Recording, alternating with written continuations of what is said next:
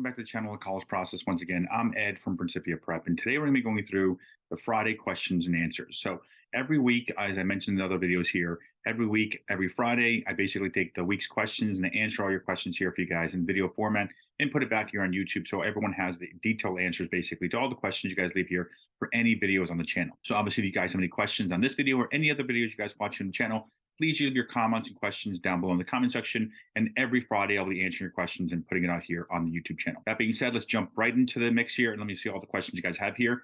First question comes in here from Nia Watkin here, 12 days ago. The question is, hello, parents. Are parents allowed to do payment plans as well as take out loans? And the answer is yes. You can do a mix of both if you want to. So let's just say the school costs, just to use an example here, $40,000 out of pocket for you guys, and you guys want to do the whole thing in loans. You can do that. You can also do the whole thing in payment plans where you pay either 8-month payment plans or 10-month payment plans, and you figure out what your payment plan is depending on your situation. Obviously, 10-month payment plans means you guys are paying $4,000 a month, or you guys can do a mix of both. You can take out a $20,000 loan to basically pay for half the $40,000 you would owe in that example, and then do a $2,000 10-month payment plan to pay off the other $20,000. So you can do a mix of both payment plan and loans, or either one. It's up to you guys out there. Okay. Next question here, also from Nia. Is your scholarship only available for New Jersey students? The answer is no. For many of you guys watching the channel here, many of you guys know, if you are subscribers here, that we do have the James Russo Memorial Scholarship, a scholarship program we provide to senior students heading off to college next year in senior year. We're doing it now every year going forward. These scholarships are not just for New Jersey students. We do have students who are yet eligible for and have been awarded from outside the state of New Jersey, this James Russo Memorial Scholarship. So once again, if you want more information about our organization's scholarship program, watch this video here. In the description down below is the link allowing you guys to help not only us increase the scholarship program by watching all these videos, but also maybe making your student eligible for our organization's scholarship program here as well. Next question comes in here from Learn at My Experience. Question is about the net price calculators. They're asking, how accurate are these things? Now, I would say they're pretty accurate, most of them. Not all of them are accurate, unfortunately. So you might fill out some net price calculators and it says it's supposed to give you guys, the school itself, based on your financial situation, a bunch of money, and they don't give you anywhere near that money. If that does happen, then I typically tell parents to go back to the financial aid office and appeal based on that school providing their net price calculator indicating we should be getting a certain amount of money. As an example, let's say they say on the net price calculator that based on the school's cost and everything else factors, as well as your financial situation, they're going to give you, let's say, $30,000 in grant money. But the school only steps up and gives you $10,000 in grant money or less. I would definitely go back and appeal that based on the net price calculator being incorrect. Now, some schools, unfortunately, have not updated their net price calculator in years now. I'm talking like 3, 4, 5 years now. So some of them are way behind on what they need to be doing. But most of the schools' net price calculators, I would say, are pretty dead on of what they should be as far as what you should be getting from that college if your student attends that institution. Okay, so next question here comes in from Best Future. Thanks for answering my question. I guess I answered the question for you guys about 2 weeks ago when I did the last video here. My child is nearing the undergrad aggregate loan limit under the dependent student category. However, he should not be under that category. Students whose parents are not able to obtain the Parent Plus loan, which has a higher limit. I spoke to the school and they said I need to submit a resolution letter. Not sure who I need to contact. Well, the way it works here, many families do or do not understand this. When it comes to the student loans, I'll put up a chart here. Basically, you're only allowed to get up to a certain amount of student loans, and then you're maxed out, you're done. They're not going to allow you to take any more loans out whatsoever. Now, when it comes to the situation, typically you're not allowed to, once you hit the aggregate level, whether you're dependent, independent, whether you're looking at the grad school level as well, so on and so forth. Now, Parent Plus loan is a little bit different. You can take out a bunch more money from that side. But as far as the student-specific side, once you reach the limit, typically you're not allowed to take out any more loans, unfortunately. Now, this is a rare case. It typically doesn't happen, especially if your student is in that 4-year time frame of graduating.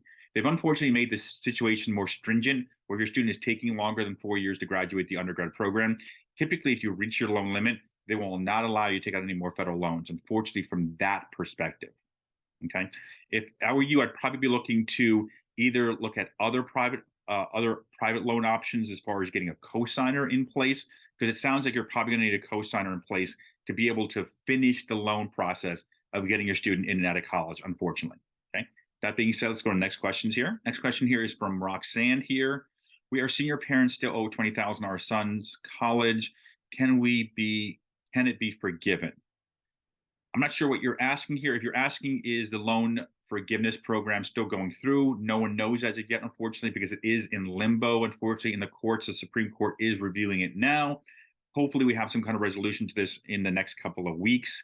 Very likely, probably not going to happen for the next couple of months. But hopefully, as many of you watching the channel here know, I hope it does go through, even though it won't have any effect on me whatsoever, because it will help a lot of students out there, whether they get the $10,000 off or the $20,000 off. That being said, let's go to the next questions here. Let me see here from Nia. Great advice. Do you recommend honors classes as a freshman? 3.3 requirement.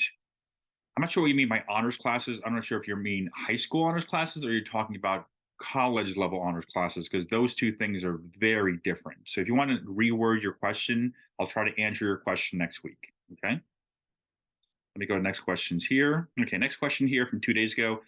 Can I use the money for personal debt? Now, if you're asking about, it's coming in from the video about the Pell Grant.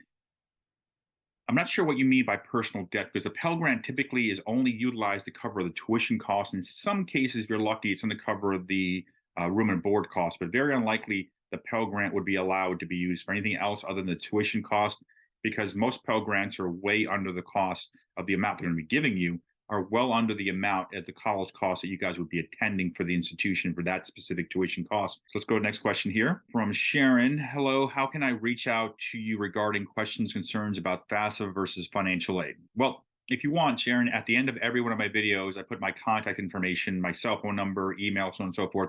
And I do help out parents. So at the end of the video, I'll have my contact information out there if you want to reach out to me directly. Okay. That being said, next question here from Jules here. So if I have my own if I have my own company and work for myself, can I write off my student loans? Theoretically, yes, you can. This is based here on the IRS Section 127 video. But the way it works, you have to check with an accountant, because it's not as easy as it sounds. Obviously, a lot of things on paper look a lot better, or sound a lot easier to do than they really are. But because what needs to happen in most cases is, if you try to do this, if you have any employees in place, they must also be eligible for this opportunity as well for you to pay off their loan. So obviously, I'd check with your accountant to see, would this make sense for you as far as utilizing the Section 127 in the IRS code to be able to reduce down or even pay off a large portion of your loans. Okay. Next question here. Next question comes in from 10 hours ago. Great video. If AP scores were submitted and accepted, do those count towards credit towards graduation, or do they count just to fulfill certain requirements? When it comes to the AP courses, the IB stuff, the dual credit courses, and all that other stuff, it depends on the college level, whether or not they're going to accept college credit for it, by the way. Now, the harder the school is to get into, the less likely they are to accept those as college credits. And just look at it from a perspective of, you took a lot of hard courses in high school, that's where we're going to let you in.